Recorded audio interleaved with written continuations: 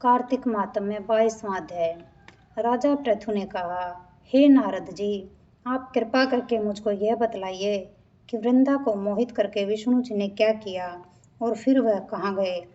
जब देवता स्तुति करके मौन हो गए तो भगवान शंकर ने प्रसन्न होकर देवताओं से कहा, हे ब्रह्मा आदि देवताओं, जलंधर तो मेरा ही अंश था।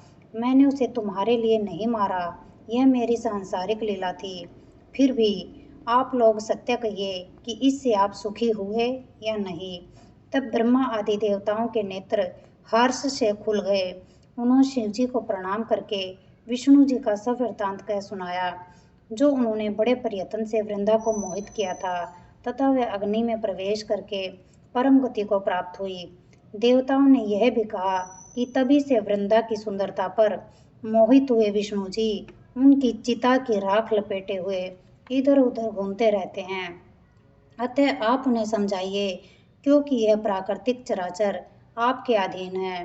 देवताओं से यह सब सुनकर शंकर जी ने उन्हें अपनी दुस्तर माया समझाई और कहा, यह सारा जगत उसी के अधीन है। उसी से मोहित विष्णु भी काम के वश में हो गए हैं। परंतु महादेवी उमा, त्रिदेवी की जननी, सबसे परे वह मूल प्रकृति परम मनोहर और वही गिरजा भी कहलाती है।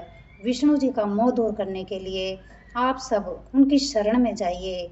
यदि वह प्रसन्न हो जाएगी तो आपका सब काम हो जाएगा। शंकर जी की आज्ञा से सभी देवता मूल प्रकृति को प्रसन्न करने चले।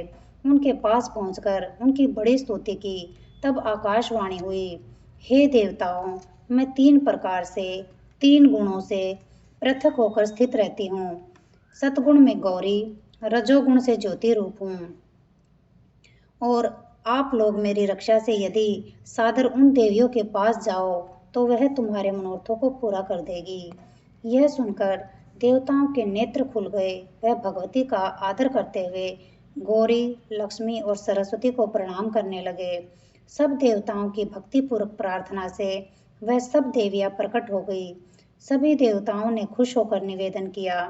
तब देवियों ने कुछ बीज देकर कहा, इन्हें ले जाकर दे दो, तुम्हारे सब काम सिद्ध हो जाएंगे।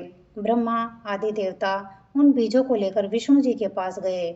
वृंदा की चिता को भूमि में डाल दिया, जिससे धात्री, मालती और तुलसी प्रकट हुई। विष्णु जी ने जो ही उन स्त्री रूप वाली वनस्पतियों को देखा तो वह उठ बैठे। कामासक्त चित्त से मोहित हो उनसे याचना करने लगे। धात्री व तुलसी ने उनसे प्रीति की तो विष्णु सारा दुख भूलकर देवताओं से नमस्कृत हो अपने लोक को चले गए। वह पूर्ववत सुखी हो शंकर जी का स्मरण करने लगे। यह आख्यान शिव जी की भक्ति देने वाला है।